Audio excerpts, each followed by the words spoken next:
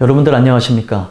그리스도인TV 김유선입니다. 오늘은 다소 무거운 주제를 가지고 두 번째 시간을 이어가려고 하는데요. 그리스도인의 죽음에 대해서 이야기를 나누고자 합니다. 그리스도인의 죽음이라고 하면 사실 우리가 무겁게 이야기할 만한 주제는 아닙니다. 왜 그러냐면 그리스도인의 죽음은 우리 모든 이들의 승리요, 또 숭고함이요, 그리고 아름다움이기 때문에 사실은 축하할 만한 그 일을 보면서 무겁게 가져갈 만한 주제는 아닙니다. 그럼에도 불구하고 제가 그리스도인의 죽음에 관해서 무겁게 여러분들과 이야기를 나누고자 하는 것은 우리가 살아가다 보면 일반적이지 않은 하나님의 부르심 앞에 좌절하고 그리고 방황하고 아파하고 괴로워하는 우리의 모습을 볼 때가 있다는 겁니다. 보통 우리가 생각하는 인생을 살았다고 한다면 70 혹은 80이라고 하는 인생을 살았다고 한다면 우리는 그 인생에 대해서 충분히 작별하는 인사를 나누고 격려하고 서로가 아름답게 헤어지는 모습들을 볼 수가 있을 것입니다. 하지만 우리가 생각하지 않았던 갑작스러운 부르심 앞에 우리는 그리스도인임에도 불구하고 깊은 고통과 당혹감을 감추지 못할 때가 있음을 우리는 보게 된다는 것입니다. 저는 오늘 그 이야기를 하고 싶습니다.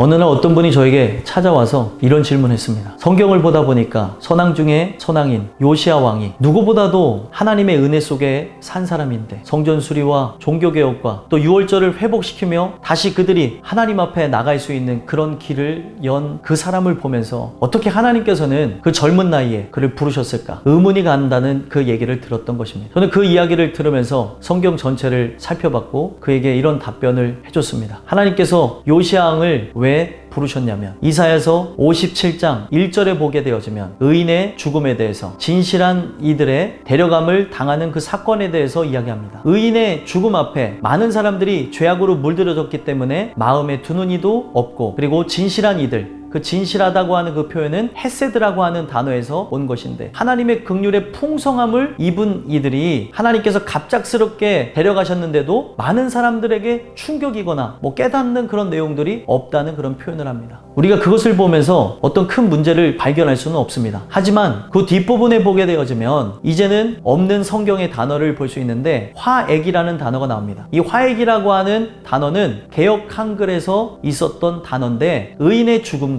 진실한 이들의 그 죽음 앞에 하나님께서 왜 그들을 부르셨는가에 대해서 이야기를 하는데 화액전에 데려감을 당하게 하신다. 그렇게 성경에 써놨다는 것입니다. 그러면 그 화액이라는 단어는 어디서 온 것이냐? 원문 성경에서 라라고 하는 단어 속에서 갖고 있었던 뜻입니다. 그래서 일관되게 큰 재앙이 일어나기 전에 하나님께서 그 재앙을 보지 않고 데려가게 한다. 그가 타락하지 않도록 그가 끝까지 승리할 수 있도록 하나님께서 그렇게 독려하신다라고 하는 차원에서 그 재앙이라는 단어가 쓰여졌다는 겁니다. 그래서 의인이 그렇게 갑작스럽게 죽음을 맛보면서 하나님께서 데려가시는 이유는 이 땅에 살아서 큰 고통과 괴로움을 면하게 하기 위해서 또 타락을 하지 않고 구원을 이루기 위해서 하나님께서는 진행하신다는 사실입니다. 왜 제가 이런 말씀을 드릴까요? 이런 얘기를 드린 이유는 요시야가 죽은 다음에 그 사건을 보게 되어지면 요시야 왕의 아들들과 그리고 손자가 고통받으며 유다의 멸망을 보는 사건이 나옵니다. 만약에 여러분들이 잘 아는 요시야 왕이 살아 있었다고 한다면 그는 바벨론에 의해서 수모를 당하고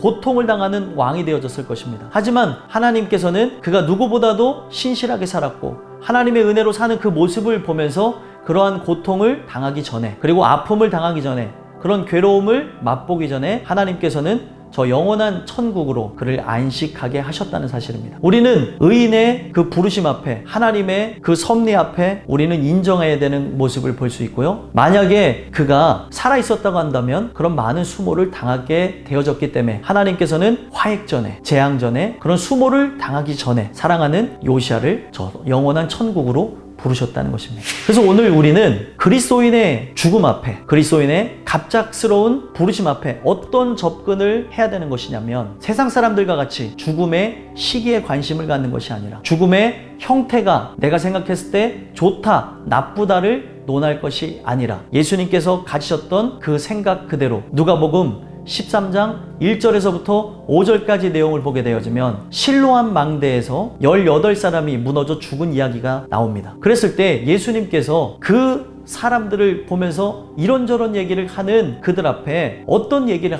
하시냐면 많은 사람들은 죽음에 관심을 갖고 있어요. 그들이 죄 때문에 죽었다고 하면서 관심을 가졌던 것이었겠죠. 사람들은 be killed에 관심을 갖습니다. 하지만 예수님께서는 그들이 회개하여 어디를 갔느냐, 그래서 그가 멸망을 받았느냐 멸망을 받지 않았느냐라고 하는 바로 그 단어 be perishing에 관심을 갖고 이야기를 하셨다는 겁니다. 오늘 우리가 이 땅 살아가면서 죽음의 시기나 아니면 형태를 보면서 좌절하기도 하기도 하고, 저 사람은 누구보다도 신실하게 살았는데 공의로우신 하나님이 왜 저를 일찍 데려갔을까 하는 그런 의문 앞에 우리는 하나님은 실수가 없으시고 하나님은 우리를 누구보다도 사랑하시는 사랑의 하나님이기에 우리 인생에게 그 어떤 고통과 괴로움을 주지 않는 하나님이라고 하는 그 관점 속에서 죽음을 의연하고 그리고 성숙하고 아름답게 받아들였으면 좋겠습니다. 그래서 갑작스러운 그리스도인의 죽음을 우리는 맞이할 수가 있는데, 그 죽음 앞에 우리가 관심 가져야 되는 것은 그가 진정한 그리스도인이라고 한다면 이 땅 가운데 회개하여 구원받아 멸망하지 않고 영생을 얻었는가, 아니면 무늬만 그리스도인이어서 그가 회개하지 않고 죽었는가. 만약에 그가 회개하지 않고 죽었다고 한다면 그는 불행한 사람일 것입니다. 하지만 우리가 세상 사람들이 얘기하는 그 부분 속에서 일찍 부르심을 받았을지라도, 그리고 질병으로 부름을 받았을지라도 그가 회개하고 구원을 받아 멸망하지 않고 영생을 얻었다고 한다면